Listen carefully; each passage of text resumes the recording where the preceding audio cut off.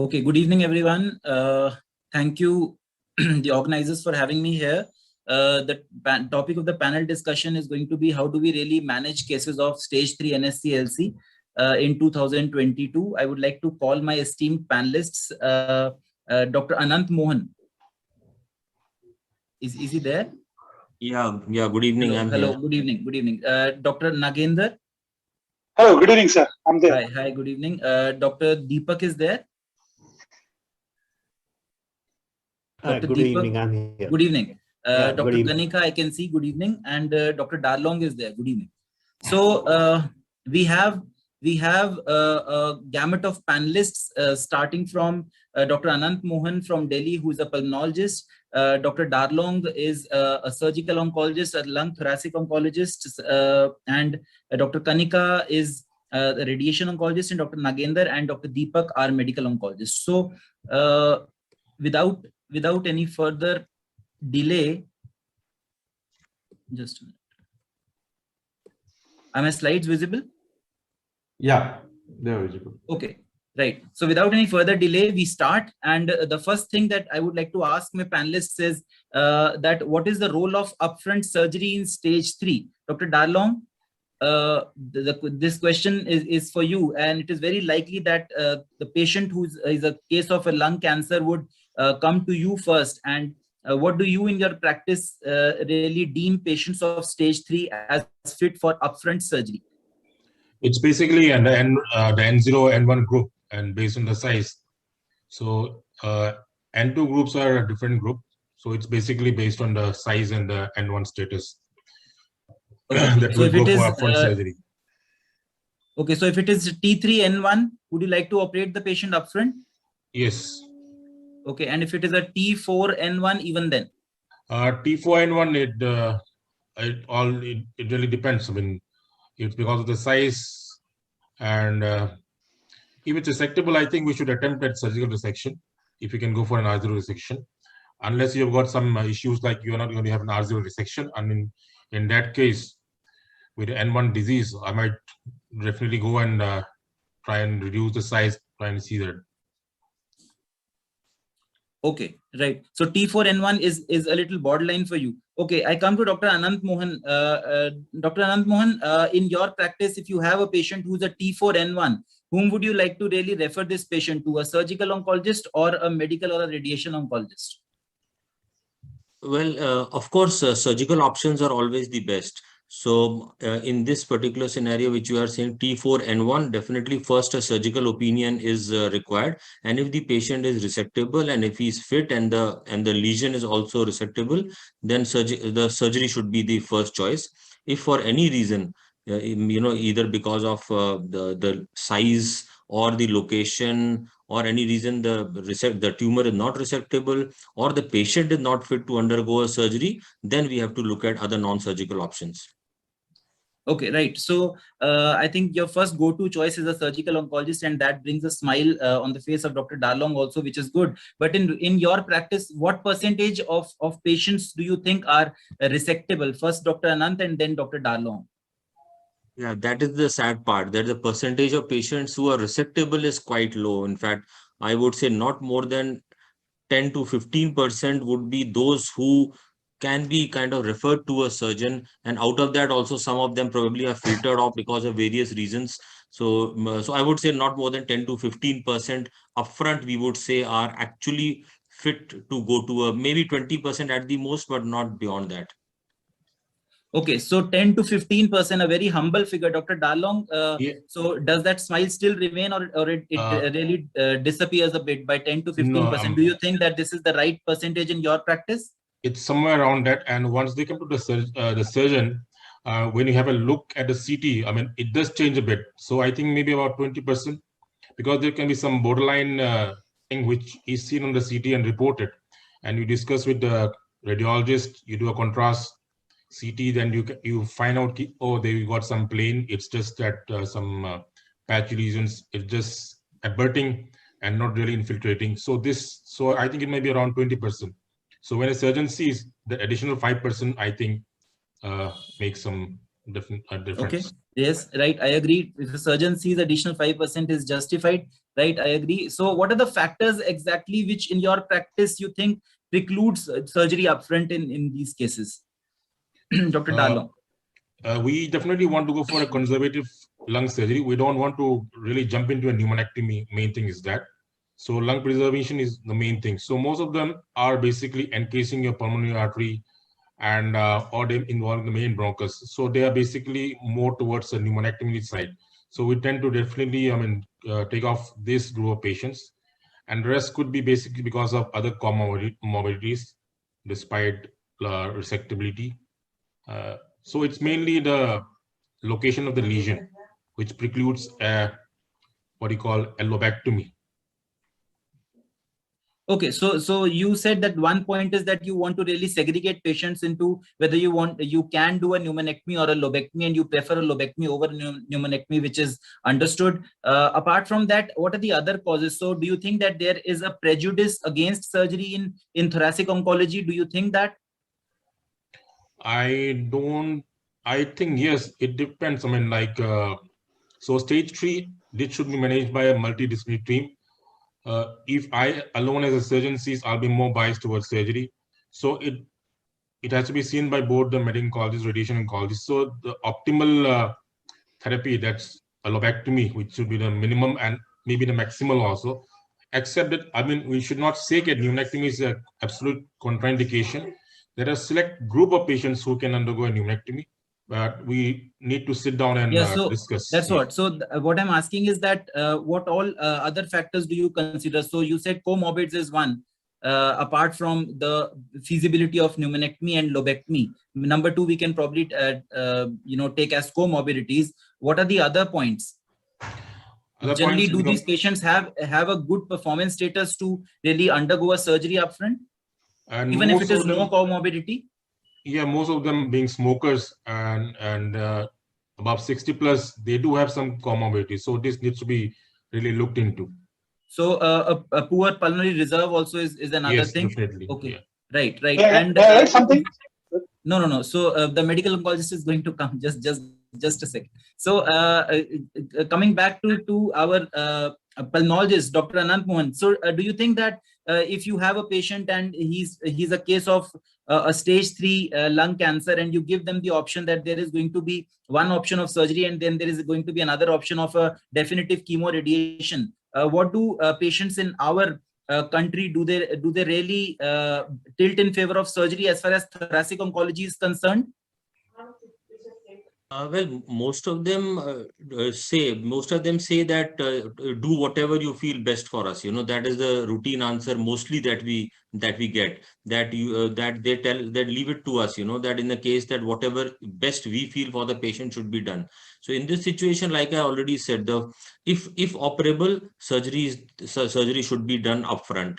If not operable, then of course we have no other option, but then we have to go for chemotherapy and radiotherapy and concurrent or sequential, that we'll see. But most of the patients do agree, and unless there may be a very small proportion who may be a little kind of afraid of surgery, but then with proper counseling, most of them do understand that it is important, and that offers the best chances of survival. That is most important, isn't it? So I think most of the patients do understand. Yes, agree. And when you say that there are few patients who are afraid of surgery, Dr. Darlong believes that most of these patients have not come to him first, and they have come through the other specialty of oncologist. Dr. Nagendra, you wanted to come in with a point. Right, sir. So excellent discussion is going on. So just one quick take I want to tell you that whenever we are dealing with the stage 3 NSCLC, we have to define operability and resectability. The cancer which is operable may not be resectable, and the cancer which is resectable may not be operable. What I'm trying to convey here is we have to do anatomical staging and physiological staging. Anatomical staging is based on tumor-based, in which decides the resectability, whether the tumor can be removed completely by standard surgical procedures or not. It depends on the site and size of the tumor. Physiological staging is patient-based, that decides operability, whether the patient can tolerate a surgical procedure or not. It depends on the performance status and cardiopulmonary function status of the patient. So when the question of the lobectomy, pneumonectomy, all this opens up. So first of all, we should be very clear whether the patient is operable or resectable, or whether it is resectable and operable or not. Like we have to clearly define the resectability and operability in a given scenario. Then obviously we have to discuss in multidisciplinary tumor cohort because it is a heterogeneous population. We have to sequence the treatment properly, whether they are fit enough for concurrent chemoradiation because of comorbidities and all those things are there. But as far as resectability and operability, the definite evidence comes from the anatomical staging and physiological staging. This is what I want to convey. Yes, exactly. So point well taken, Dr. Darlong. In your opinion, when you do a mediastinal staging for a patient who is, say, a T3N1C, T3N1, and a PET scan has been done, and we have a histopathological report, what are the methods used by you for mediastinal staging?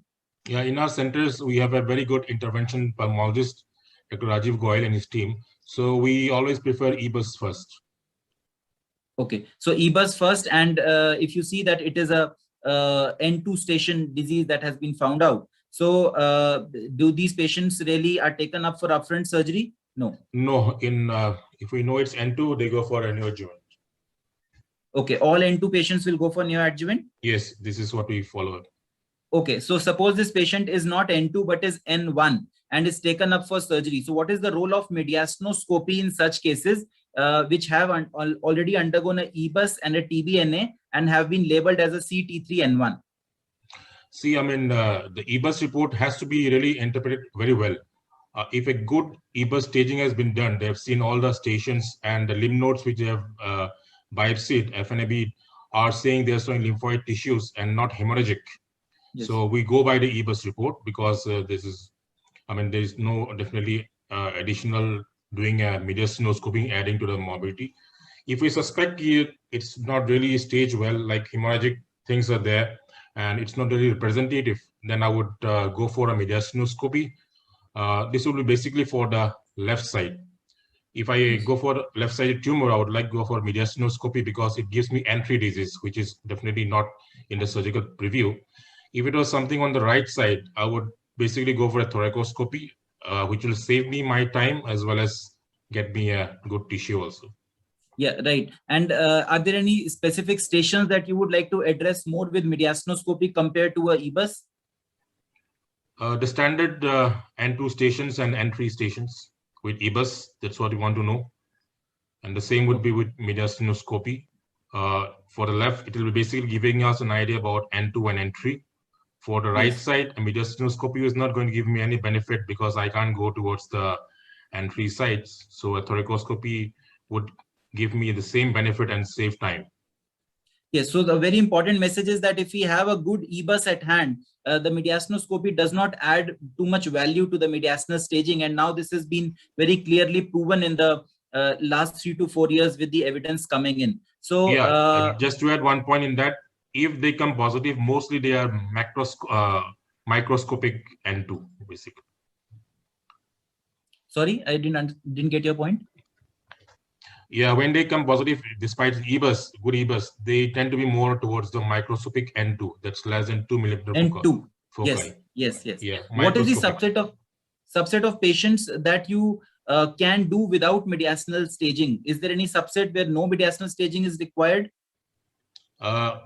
Using the guidelines, basically any peripheral tumor about 3 centimeter with a negative mediastinum on CT and a PET scan. This we obviously don't go for a EBUS staging. The rest tumors more central with the N1 node, we tend to err more towards doing an EBUS.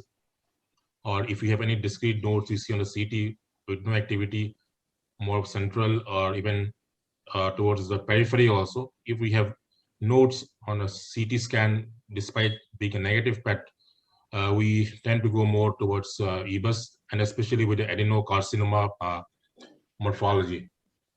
Okay, Dr. Anant Mohan, coming to you, if it is a CT1CN0 PET scan has been done, there is still about a 6 to 7% chance that there may be N1 disease in the mediastinum. So your take on this, can we do without mediastinal staging in this particular subset?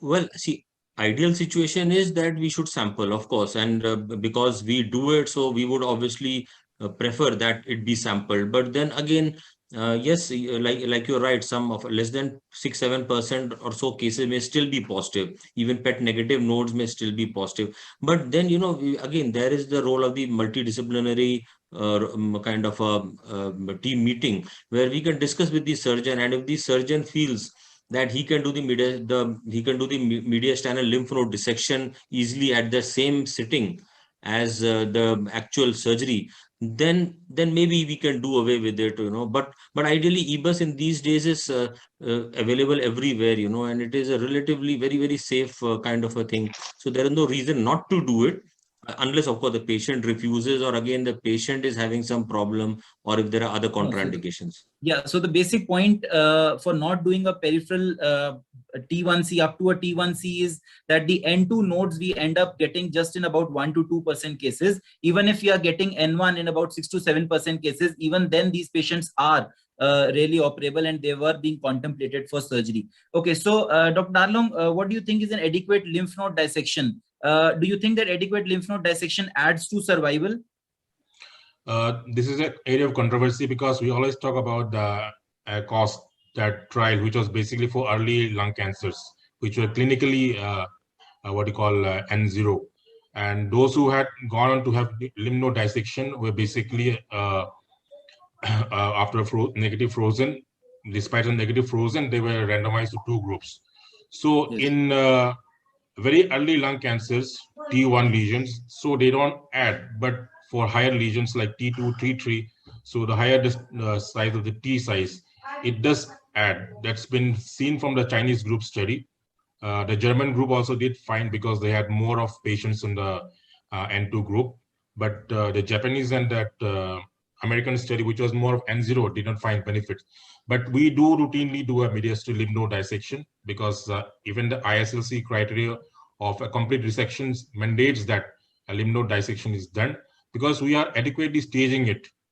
N1 or N2 changes the dynamics, because all this ECHO study was done before the another trial where adjuvant chemo was not a standard of care. So presently we do lymph node dissection in all cases. We believe that it adds benefit both in terms of prognosis as well as some therapeutic effect. So we tend to do an en bloc dissection. That's on the right side, the level 2 and R, we take it as en bloc and the same whole packet of lymph nodes. And the level 7 node in all cases, then 8 and 9 you find. And the interlobal nodes, that's the 11, 10, 11. So we do a complete mediastinal node staging.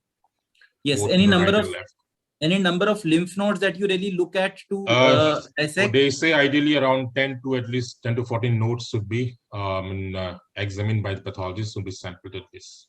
So 2 scenarios. One, if the patient is having a clinical N0 mediastinum, and the other is that if the patient is having an evident node in the mediastinum. So in an N0, the AJCC 8 says that at least there should be 6 lymph nodes which should be dissected from at least 3 different stations. But you said that in your practice, you peg that figure as 10 to 12. Yes, at least in the ISLC guidelines, it's that side. And if you see as such, I mean, on the CT, you will not be able to see the flat nodes. So when you go to do a lymph node dissection, you always invariably there will be some lymph nodes which are basically normal nodes. They are flat. They've got a fatty hilum, and so when you take out en bloc, not just sampling it, you are basically taking the whole tissue in that particular defined compartment of the mediastinum. So you tend to get more lymph nodes. Okay, right. So the important message is that if it is a N0 mediastinum, then at least 6 mediastinal lymph nodes according to AJCC 8. And if it is a node positive mediastinum, then N1 and N2 stations have to be resected, like Dr. Darlong said. And a very recent publication in Journal of Thoracic Oncology, maybe about 3 years back, said that it was a retrospective analysis, said that if the number of lymph node dissected is more, then it has got a prognostic implication in the survival of patients. So definitely there is a lot of importance of adequate lymph node dissection, as the surgeon very rightly pointed out. So now coming to the upfront N2 disease. So if we from beyond N0 to N1, now coming to N2, if we have an upfront N2 disease, Dr. Darlong has already said that there is no role for upfront surgery. Dr. Darlong, is that right? Any case of N2, yes, no role of upfront surgery? You are happy to refer cases to Dr. Kanika for that? Not Dr. Kanika, Dr. to the medical oncologist. No, of course, this MDT, you have Dr. Kanika only where you can refer cases to. So you are not going to upfront operate such cases, isn't it? Yeah, not operate upfront. Okay, okay. So now the role of the radiation oncologist comes in. Dr. Kanika has been silent for a while. So I come to you. I think radiation oncologists will be happy to have an N2 disease at their disposal. Dr. Kanika, what is your take on it? N2 itself is again a diverse disease. We would be definitely keen to plunge on patients with multi-stage N2 and infiltrative disease. Whereas if our MDT feels that the patient is physiologically fit enough and has N2 disease, which is not multi-stage and infiltrative, then a neoadjuvant chemotherapy and reassessment is a fair option. So it is basically the patient's functional status. If we feel that patient is ultimately not going to end up in going to the surgical side, then NSCT may not be propagated for that patient. But it is based on these two calls that we take a call which patients goes upfront for NCTRT, for CTRT. No, sorry, you said NSCT or NSCTRT? It would be, if it is multi-station N2 infiltrative, then it is definitive RTCT. NSCTRT we usually only do for our apical tumors, which are the typical tumors where you are doing it in a pre-op fashion. It is not for the situation you talk of as upfront N2. Okay, so suppose you have one N2 lymph node and the size happens to be 2.5 centimeters. So, and this patient comes to you upfront and the EBUS has been done and it is a properly staged disease, a squamous cell carcinoma. Would you like to take this patient up for a definitive chemoradiation or some sort of a neoadjuvant approach? The surgeon says that this patient is resectable after a neoadjuvant approach. So if the patient is resectable, our MDT will definitely go for an NSCT followed by surgery. So it is the patient's disease status which defines as well as the functional status. If it is likely to be operated, we will give the patient a fair option of a surgery, definitely. Okay, Dr. Nagendra, you are also in that MDT and there is a 2.5 centimeter node N2 disease. So what is your take on it? Do you think that you should be offering NSCT to these patients? I was expecting Dr. Kanika to say NSCT-RT so that I could have asked her further, but then maybe we'll start with NSCT. So what do you think? NSCT, yes or no? Yeah, your question is absolutely pointed, sir. So I want to make a point here that there is no universally accepted definition of unresectable stage 3. The determination is made on a case-by-case basis by an expert thoracic oncology team as a part of multidisciplinary tumor board. So this case is there in front of you, 2.5 centimeter N2 station lymph node. Surgeon says probably after induction, this patient may be operable. What is your take? Fair enough. So in that case, first of all, you have to decide whether it's a bulky or a non-bulky. For a patient, there is a difference between the oncological standard guidelines. But anyway, by and large, majority of medical oncologists and surgical oncologists are having a consensus that if you are having greater than 3 centimeter, we will consider it as a 2. If it is less than 1.5 centimeter, it is a small, it is not non-bulky. So if the patient is having a bulky disease, which is a large medicinal node and which is not in the previous surgery, I will be going ahead with the 3 cycles or 2 to 3 cycles depending on the tolerability of the neoadjuvant chemotherapy followed by surgery after doing a scan. If it is a bulky lymph node, if it is a bulky lymph node, obviously it is not in the previous surgery. I will be going ahead with the neoadjuvant chemotherapy depending on the patient. I said 2.5 centimeter. Yes, tell me. Yeah, this is not bulky as far as definition is concerned. Okay, 2.5 centimeter is not bulky. Above 3 centimeter, by and large, we take it as bulky disease. But ACCP and NCCN having a difference of opinion. In ACCP, it is 2 centimeter in the short axis, and in NCCN, it is greater than 3 centimeter, which is taken as bulky. But yes, there is a debate on that. But by and large, surgical oncologists will agree to that. If it is above 3 centimeter and 2, we'll take it as bulky. In that scenario, obviously, these patients are not in the previous surgery upfront. We have to go ahead with neoadjuvant approach, in which we have to see whether the patient is having the fitness for neoadjuvant chemo only or chemo radiation. So that have to be discussed in the multidisciplinary tumor board, in which qualified radiation oncologists also have to give their inputs whether you want to use neoadjuvant chemo only or neoadjuvant chemo radiation followed by assessment for surgery. So it is very interesting that Dr. Kanika says NSCT and Dr. Nagendra says NSCT-RT. and I'm finding it very interesting, and Dr. Darlong can only smile at this. So you tell me that people are in favor of a neoadjuvant approach. Okay, we'll come to CT or CT-RT, but then where do we have the evidence of a neoadjuvant approach even in a non-bulky disease? Do we have a randomized trial where we've seen that in a patient who is a less than 3 centimeter single station N2 induction therapy, be it a NSCT or a CT-RT, has brought any difference to, if not OS, even then maybe a DFS also? Is that the case, Dr. Nagendra? Do we have any randomized controlled trial in this regard?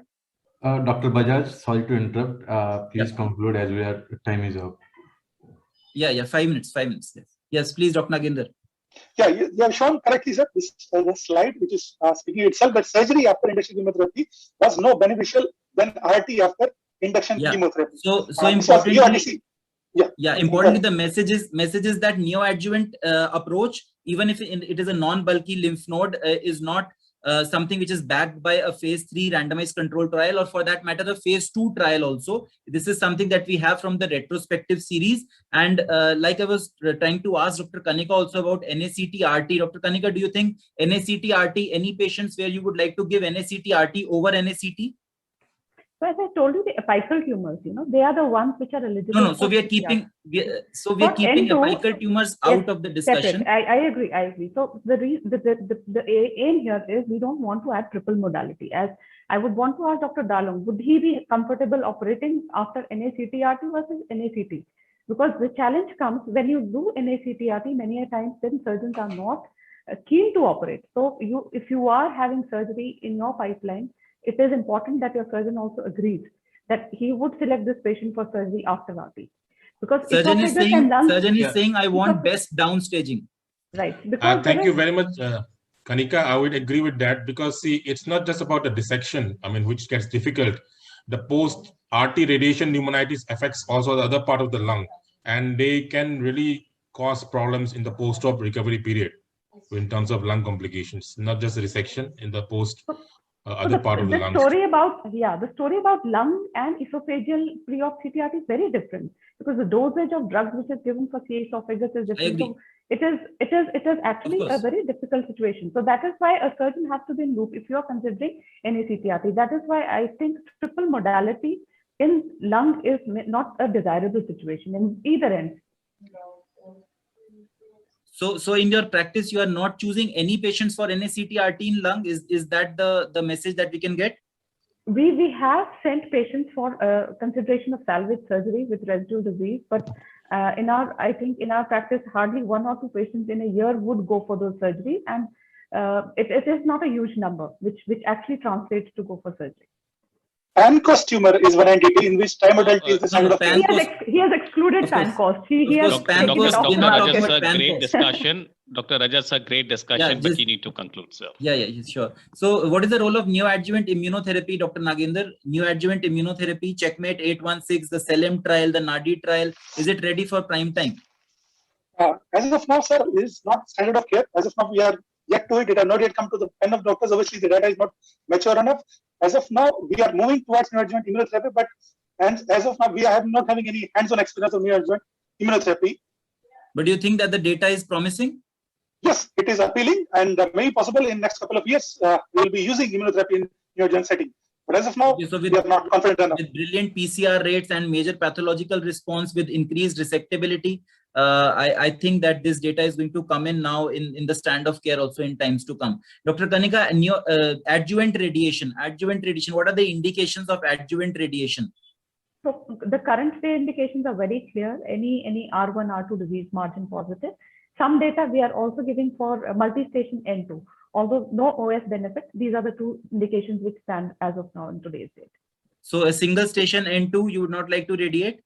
Not having a survival advantage. So we will have to discuss other parameters apart from the nodal. There would be other adverse features also we would look into before advocating adjuvant in this situation. And if it is an N2 with extracapsular extension, then definitely that was the other adverse features we would talk of in N2. So very recent publication in Journal of Thoracic Oncology said 2022 January said that if it is a ENE or a multi-station N2, then we may still benefit. Dr. Nagendra, what is your take on the role of osimertinib in stage 1B, adjuvant osimertinib only in 1B. Would you like to give osimertinib for 3 years according to the ADAURA study in 1B?